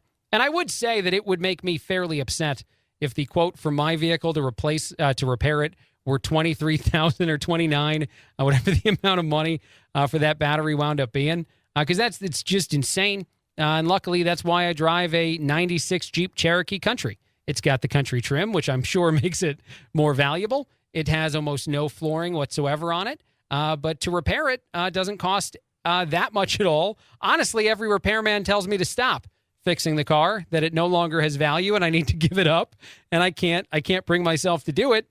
And I think maybe at some point someone will have to blow it up for me to stop spending money on it. I hope the missus doesn't hear me say that, because I feel like she's going to immediately go that road. But it's something else. And to celebrate the holiday that way too, more power to them. In other news, other things out there, a man thought that his grandmother was I'm going to go with the word jerk, but he used a different word for a Christmas gift she gave him. He went viral on TikTok. Tons and tons of people thought the prank was hilarious. Essentially, Grandma, I guess, is one to pull pranks. This is not new for her, so the guy should have seen it coming. And he is a teenager. He's not someone who I think is too young to get any of the humor here. But I guess he was told he was getting a PS5 for Christmas, something a lot of young people want, something I want and don't have, something a lot of people, I don't even know why I said young, I think would have interest in. And on the day that Christmas came, he was given a box the size of a PS5, a PlayStation 5. However, when he opened it up, the boxes got smaller and smaller until eventually he revealed the actual gift, which was a PS5 candle. That was the name of the candle that also said on it, the smell was, smells like you're not getting one. If my grandmother did this to me, my very sweet Italian Catholic grandmother, I would find it hilarious. The guy did not. He said that she was absolutely the worst, among other things. Most of the social media people, though, got the sense of humor, and I love the fact that they made fun of him, and they said how funny it was and how amused they were by the video and not feeling the emotions that the gentleman was feeling who got tricked. I have no idea if he will get a PlayStation 5, and I don't care. Grandma did something, again, that I find tremendously, tremendously humorous. And once you get to a certain age, you got to handle things like disappointment. So maybe this was just a great lesson for him. In other news, this is also, I guess, something highly debated on social media and something I can't get over being highly debated on social media, although I don't think if I had a kid, I would have gone this road. So a mom has been telling her 16-year-old son to show up on time before his 11 p.m. curfew, or else he's going to get punished. And I guess he's struggled a little bit to do that. So on one of the most recent times he came home, granted Christmas Eve, after 11 o'clock, Ma had locked the doors. When he finally got her to answer the door, she said, "You missed curfew. You can't sleep inside, but I've put blankets in the tree house in the backyard, and you can sleep there." He did it. He stayed there all night, and then the next morning came in the house and I guess slept all day. Didn't even open presents right away at the beginning of the day because he was tired from trying to sleep outside during the winter. But I don't think they live in a tremendously cold climate. But honestly, so many people are outraged by this, think it is the worst parenting ever. The kid's okay. He's not ill. He's not sick. He's fine. I guess he had enough warm blankets and things. Producer Phil told me that some people call this camping, which is absolutely accurate. Certainly, this is a camping trip that this young guy took, and I'm sure he won't miss curfew anymore going forward. But most of social media thinks that this is child abuse, 16-year-old minor forced to stay outside. And again, I'm not saying that I would have gone this road. I have no kids, so I'm not sure that I'm even a relevant voice in the conversation. But if at the end of the day, everything's all right, everybody's fine and healthy, and, honestly, some parts of even the Midwest and colder climates actually had a very, very mild couple days, it depends a lot on all of the circumstances involved as to just how bad this parenting was. But I think a lot of people might salute the fact that it's cured a problem that maybe this mom was sick of having. The dad was upset too, though, so she wasn't the only one, I guess, or he wasn't the only one voicing that concern. Craig Collins filling in on the Chad Benson Show.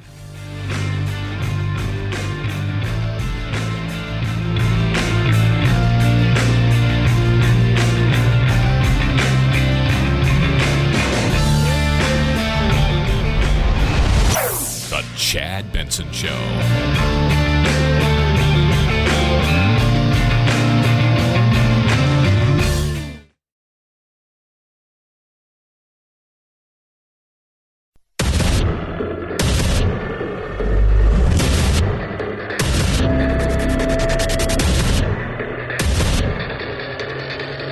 Independent thoughts, independent life. This is Chad Benson. This is the Chad Benson Show. My name is Craig Collins filling in. Christmas air travel soared 166% year over year. 2.2 million people traveled on Christmas, the day before Christmas Eve, the 23rd. 1.7 million people traveled on Christmas Eve. As I said, that's up significantly from last year. However, it's only 76% of the travel volume we experienced in 2019 pre-pandemic. So it's interesting to think with all those conversations around airlines, air travel, and whatnot, that even though things are much closer to back to normal, the demand was still lower than a year before we knew what the word coronavirus even meant. This leads me to play some audio of Dr. Anthony Fauci. Dr. Anthony Fauci was asked a question by John Carl of ABC as to whether or not Dr. Fauci agrees that a vaccine mandate is unnecessary for domestic travel. This is something that the airlines, and again, 166% increase in volume, an industry that needs to see their volume return in order to not have any other bailout situation or any other kind of struggle. They believe that it's not necessary. And Dr. Fauci started the answer by saying, why would we mandate in the first place, and giving an indication that it might not have anything to do with science. Tremendously interesting. Here is that answer. Well, it depends on what you want to use it for. I mean, vaccine requirements for people coming in from other countries is to prevent newly infected people from getting into the country. A vaccine requirement for a person getting on the plane is just another level of getting people to have a mechanism that would spur them to get vaccinated. I would have challenged him right there and said, are you saying that getting people to get vaccinated, to get on a plane, to fly domestically has no scientific value, that it's just a way to force people who are doing a thing to be, to make the decision, live my life the way I'm used to living it, or get a vaccine so that I'm allowed the same freedoms of someone who has one? Essentially, you're talking about most of the mandates being, quote unquote, not about science per se, and then being comfortable with that. I'll let him continue. I won't play it out of context. You can't get on a plane unless you're vaccinated, which is just another one of the ways of getting requirements, whatever that might be. Mandates. So, I mean, anything that could get people more vaccinated would be welcome. But with regard to the spread of virus in the country, I mean, I think if you look at wearing a mask and the filtration on planes, things are reasonably safe. I think if you look at the science and all the things occurring there, that it's completely unnecessary to have one. But that's my second part of answer. Part 1 was all about how it's good, and also be quiet.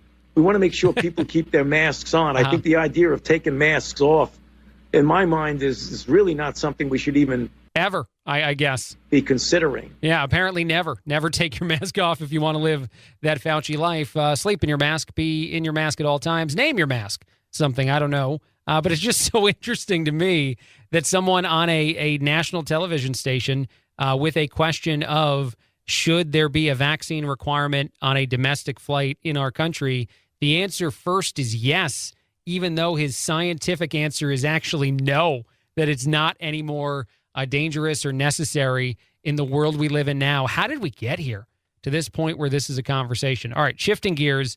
NASA has hired 24 theologians to study human reaction to the idea of aliens. This is real. These theologians work at a Princeton University. I guess they are partnering with the University of Cambridge to have a discussion about how people, all kinds of people from all walks of life, would adjust to the idea that it is likely that there is intelligent life somewhere else in the solar system, somewhere else in the galaxy, somewhere we can never reach and never be.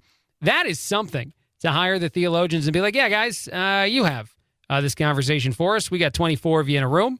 We're curious what you're going to come up with. There is an upcoming book as well that I guess I could promote if I want to. I think that this piece is probably placed in a few news outlets for that reason.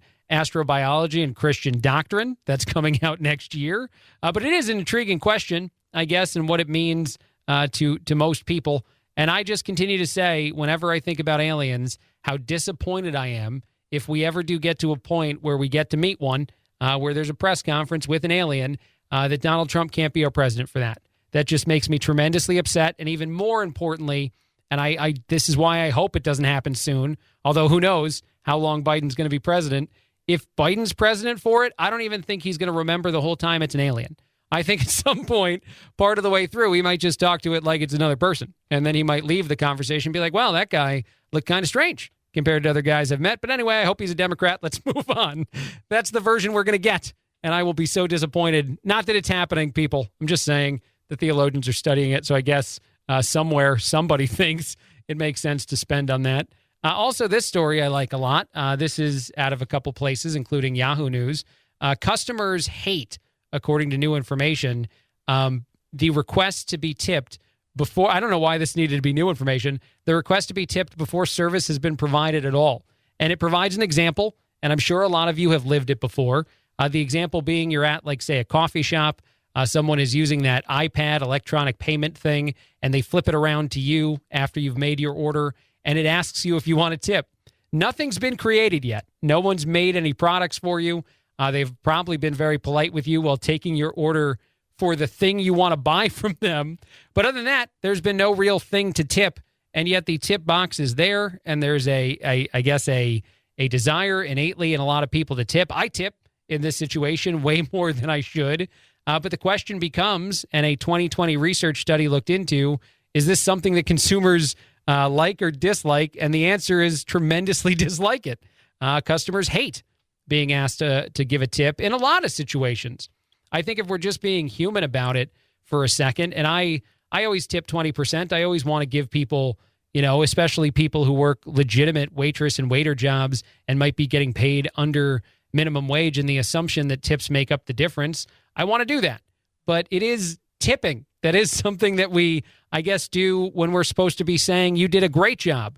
You went above, certainly in the world of some of these, coffee shop kind of experiences of the past. This was a lot more common. You used to say, I'm going to give this extra tip to you. Now the tip doesn't even feel good. It's sort of like any kind of time. Here's my example, where you are in a relationship or you're have a friend or someone in your life, and you do a favor for them consistently. Whatever that favor might be, you just do a little thing. It's nothing huge, but you do it often enough that they sort of forget it's a thing. And I actually can give an example, and it's an example that my wife probably won't want me to give, but I pay for stuff when we go out. We've been married for a while, but I paid for stuff when we were dating, and I like to pay for stuff when we're married. She has a job. She can pay for stuff if she wants to, and I'm not forcing her, anyone that's going to accuse me of being a sexist. I like doing it. I don't know. So I do it. I pay for things when we go out. And there was one time, I think we made a run to a store, an errand, and that she wanted to do, and I had not taken my wallet. I don't know why. I just kind of forgot about it. I didn't think it was that important. It wasn't an errand I wanted to do. We got to the store. My wife is very kind and lovely. She's not the kind of person that gets mad in these situations. But when it came time to pay, nobody could pay. She had no money. I had no money. And I remember driving back home because it's never a fun experience being in a store and being like, we have no money to pay for the thing that we're trying to buy. You feel like you're the poorest person that's ever lived life in that moment, no matter how you're doing in life. And you feel bad for wasting people's time. And it just is what it is. But we're driving home and I asked her, I'm like, why? This is an errand for you. Didn't you grab any money? And my wife, who's from Mexico, very sweetly said, I brought my husband. I was like, I brought him. That was my version of pay. And she apologized for doing it. She felt bad, but I thought it was funny. And now I say that all the time when we leave the house. She'll turn around and be like, hey, wait, do I need to bring something? Should I bring cash or anything? I go, no. You've brought your husband, and that's all you need, and you'll be all right. And I like it. I honestly still like living that life. And now I never forget my wallet anymore. But if you're in one of those situations where you're at one of these coffee shops and someone just assumes a tip and doesn't even seem grateful if you give one, maybe we have to stop doing that. Maybe we have to stop, immediately going the extra mile for people who become less grateful. Because my wife has become much more grateful that I pay all the time after I forgot by accident my wallet one time.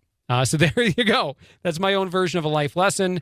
And I do understand the study that says a whole lot of people dislike that tremendously. The benefits of being much more, I guess, secretive about asking for a tip or not making it abundantly a request you're making before any service is provided, usually get better tips, according to that same study. All right, quick break, a lot more. Craig Collins filling in on the Chad Benson Show.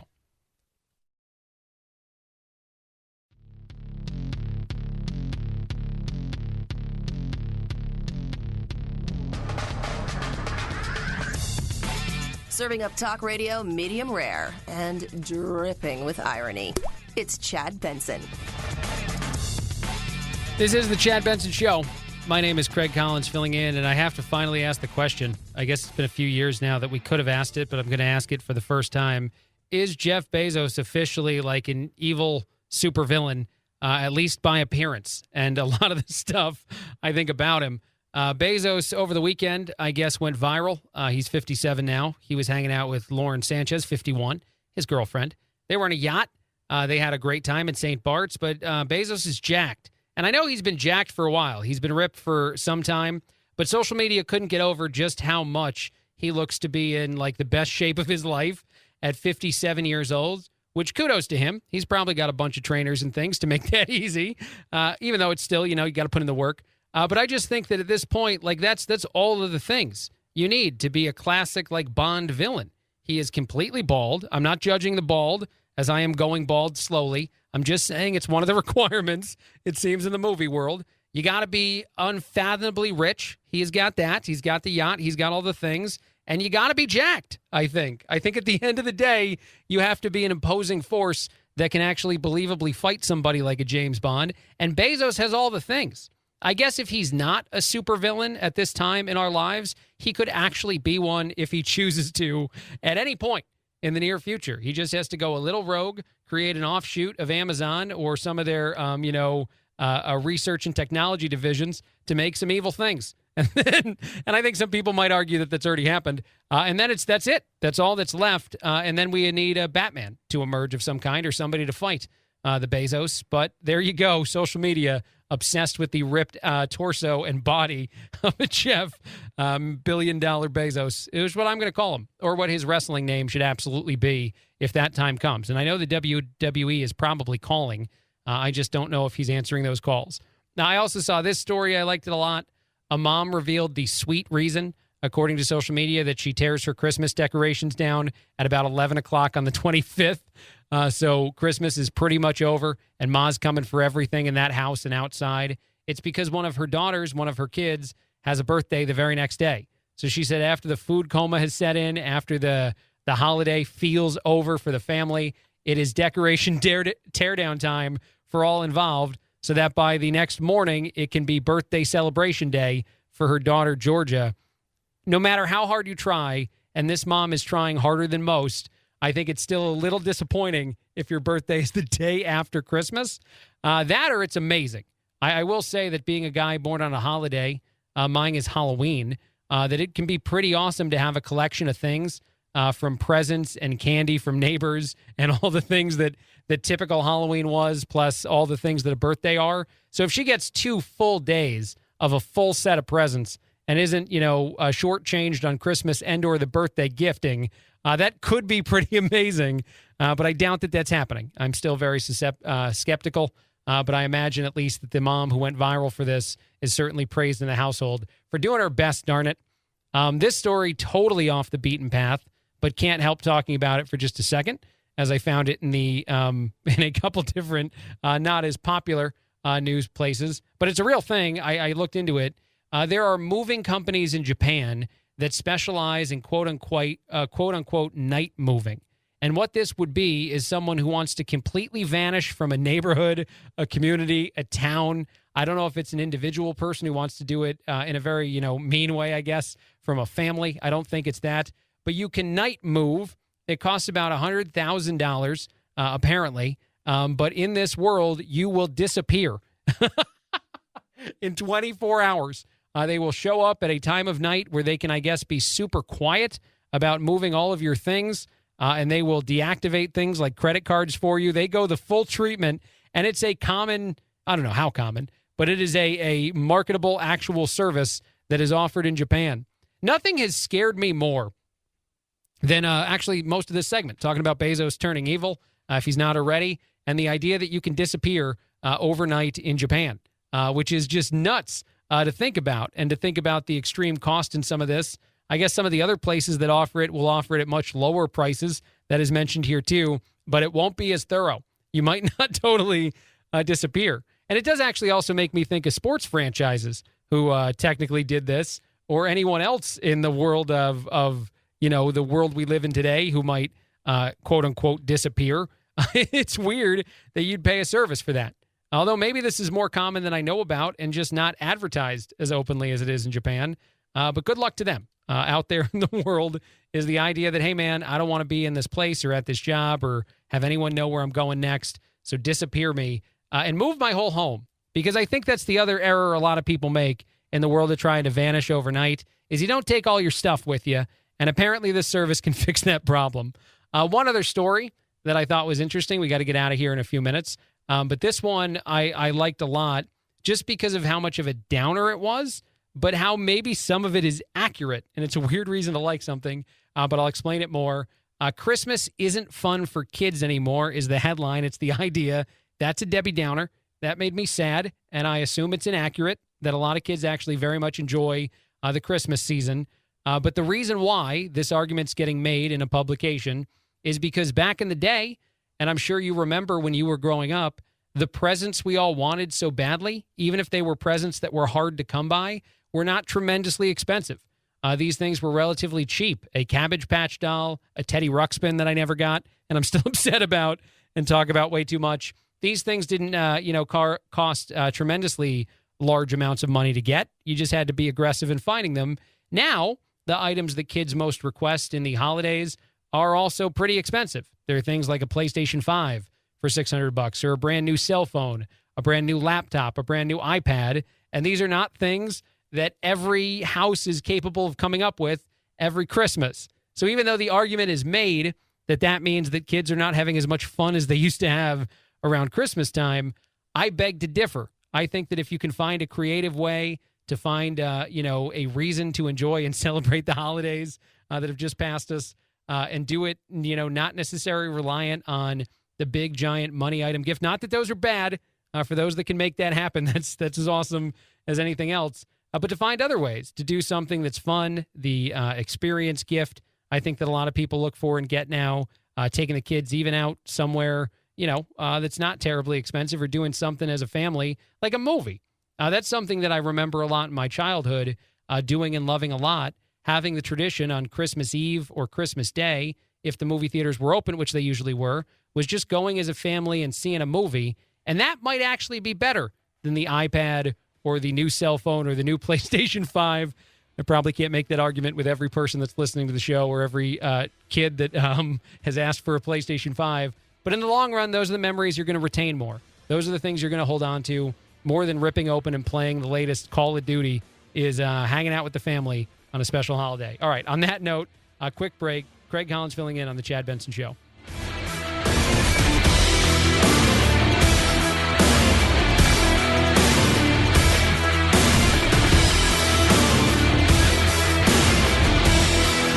This is the Chad Benson Show.